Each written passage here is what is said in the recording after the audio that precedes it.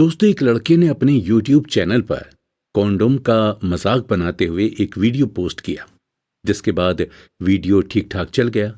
तो फिर उसका ये वीडियो देखकर एक कॉन्डोम की कंपनी ने उसे अपने प्रोडक्ट के एंडोर्समेंट के लिए ऑफर दिया। अब क्योंकि लड़के के लिए ये उसके जीवन की पहली ब्रांड डील थी, तो उसने एक ही झटके में हाँ बोल दिया। अब उसके पेरेंट्स को तो इसके बारे में कोई जानकारी थी ही नहीं। और तो और सिचुएशन देखिए, ऐसी आई कि कंपनी ने डिब्बा भर कॉन्डोम उसके घर पर भेज दिए। और उस पैकेट को रिसीव पता है किसने किया? लड़के के पापा ने। अब जरा पूरी सिचुएशन को इमेजिन करके देखिए।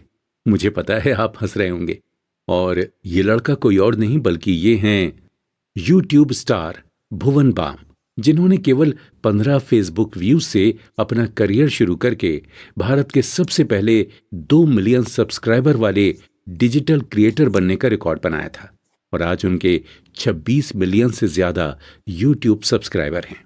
इसी के साथ अब जैसा कि दोस्तों हम बात कर रहे हैं टैलेंट को मोनेटाइज करने की, तो साफ शब्दों में कहना ज्यादा ठीक होगा कि भुवन की मंथली सैलरी जो कि ब्रांड एंडोर्समेंट से उनको मिलती है, वो है तकरीबन 3 करोड़।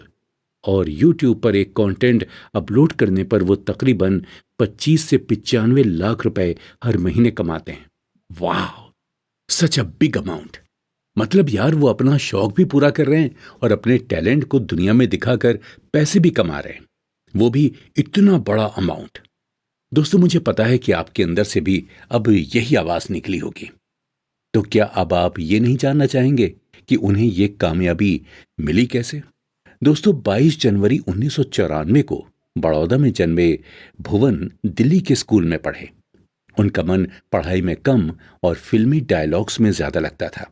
वो डुडलिंग भी बहुत अच्छी कर लेते थे। बचपन में उनकी माँ ने उनको क्लासिकल म्यूजिक की क्लास जबरदस्ती ज्वाइन करवाई, जहां शुरू में तो भुवन को बिल्कुल मजा नहीं आ रहा था। मगर जब उन्हें यह समझ आया कि शास्त्रीय संगीत ही हर तरह के संगीत की नींव है, तो वो उसे अपना पूरा ध्यान लगाकर सीखने और समझने लगे। और फिर धीरे धीरे म्यूजिक उनके जीवन का एक अटूट हिस्सा बन गया। अब भुवन का एक ही सपना था, म्यूजिशियन और गायक बनना। लेकिन फिर माँ की जिद के चलते उन्होंने बीकॉम में एडमिशन ले लिया और 18 साल की उम्र में पढ़ाई के साथ साथ अब वो दिल्ली के एक रेस्टोरेंट में गाना परफॉर्म करने लगे, जहां उनकी सैलरी थी सिर्फ 3,000 रुपए पर मंथ। उसी दौरान एक दिन किसी न्यूज चैनल पर कश्मीर में आई बाढ़ की खबर चल रही थी, जहां पर एक न्यूज रिपोर्टर एक मां जिसका बच्चा बाढ़ में बह गया था, उससे सवाल कर रहा था कि बच्चे को बाढ़ में खोकर आपको कैसा लग रहा है? इस सवाल ने भुवन को जैसे झकझोर कर रख दिया। उन्होंने तब अपने नए खरीदे हुए स्मार्टफोन से इसी सवाल पर तंज कसती 15 सेकंड की एक वीडियो बनाई और फेसबुक पर अपलोड कर दी, जिस पर आए तो केवल 15 व्यूज। मगर उन्हें कौन रोक पाया? उन्होंने एक नया फेसबुक पेज बनाया, बीबी की वाइन्स नाम से, जिसमें उन्होंने भर भर कर डबल मीनिंग वीडियो से लेकर कॉमेडी वीडियो बना बनाकर अपलोड कर डाले। और 8 महीनों में उनकी फैंस फॉलोइंग 8 लाख हो गई। तब एक दोस्त के कहने पर उन्होंने यूट्यूब ज्वाइन किया और फिर डिजिटल दुनिया में छा गए। दोस्तों, 2020 में भुवन फोर्ब्स मैगजीन के अंडर 30 डिजिटल कंटेंट क्रिएटर की लिस्ट में शामिल थे। 2019 में प्लस माइनस नाम की एक शॉर्ट फिल्म का कंटेंट लिखने पर उन्हें फिल्म फेयर अवार्ड भी मिला था। और 2016 से 2022 तक MTV और TVF के साथ उन्होंने ढेरों प्रोजेक्ट्स किए हैं। और तो और वो अब गाना गाने के अपने सपने को भी पूरा कर रहे हैं।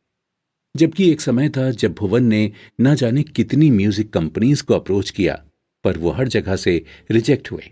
यहाँ तक कि उन्होंने अपने बुरे दिनों में डोमिनोज में डिलीवरी बॉय की जॉब के लिए भी अप्लाई किया था, तब वहां से भी वो रिजेक्ट हुए।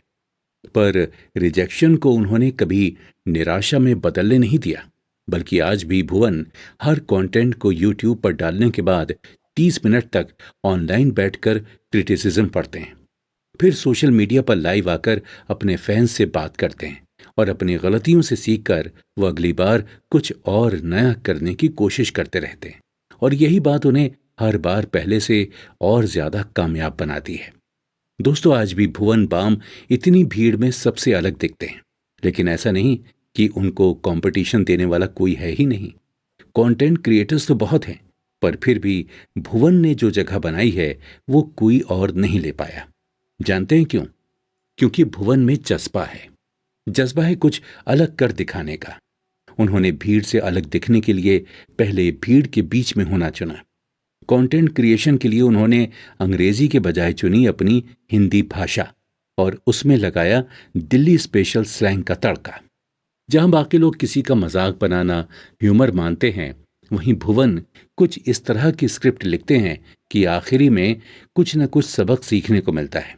उनकी टारगेटेड ऑडियंस है कॉलेज जाने वाले यूथ और मिडिल क्लास फैमिलीज। उनके वीडियोस हमारी ही रोजमर्रा की समस्याओं पर बने होते हैं, जिसमें एक तरह का सटायर होता है।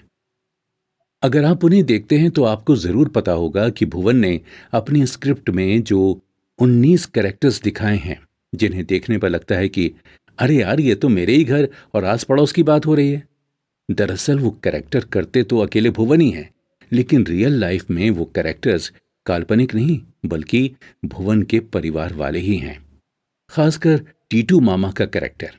इसी टीटू के नाम पर उन्होंने एक शो भी शुरू किया, टीटू टॉक्स, जिसमें उन्होंने कई बॉलीवुड और हॉलीवुड स्टार्स का इंटरव्यू भी लिया, जिसमें सबसे ज्यादा व्यू वाला इंटरव्यू बना उनका जॉनी सीन्स के साथ वाला वीडियो। ये वीडियो इस बात का सबूत है कि भुवन एक्सपेरिमेंट करने से कभी भी नहीं डरते। दोस्तों, भुवन से जो एक सबसे इंपॉर्टेंट बात सीखने को मिलती है वो ये है कि वो अपने दुख को अपने काम पर हावी नहीं होने देना है। भुवन के भाई अमन, जो कि अभी पेशे से पायलट हैं, उनके एक्सीडेंट के बाद भुवन टूट से गए थे, मगर उन्होंने अपने किसी भी वीडियो कंटेंट से कभी जाहिर नहीं होने दिया कि वो किसी तरह के दुख से गुजर रहे हैं। इसके बाद 2020 में कोविड के कहर में भुवन ने अपने माता पिता दोनों को खो दिया, जो कि उनका सबसे बड़ा सपोर्ट सिस्टम थे। पर फिर भी भुवन डटे रहे और हंसाते रहे हम सबको। ऐसे ही भुवन की एक और बात उन्हें सबसे अलग बनाती है, और वो ये है कि वो ब्रांड एंडोर्समेंट के नाम पर कुछ भी ऐसा कंटेंट नहीं बनाते जो कि स्क्रिप्ट को सूट ना करे।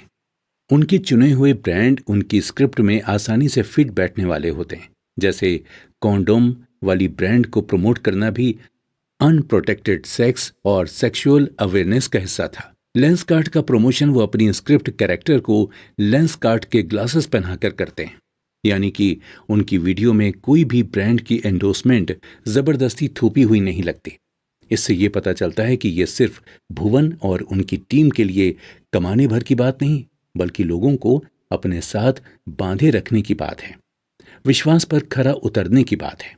इस किताब के लेखक हर्ष और मनीष ने जब किताब लिखते वक्त भुवन से बात की थी, तो भुवन ने बताया कि किस तरह से वो शुरू में वीडियोस केवल मस्ती के लिए बनाते थे, मगर अब उन्हें यह सब एक सोशल जिम्मेदारी सा लगता है।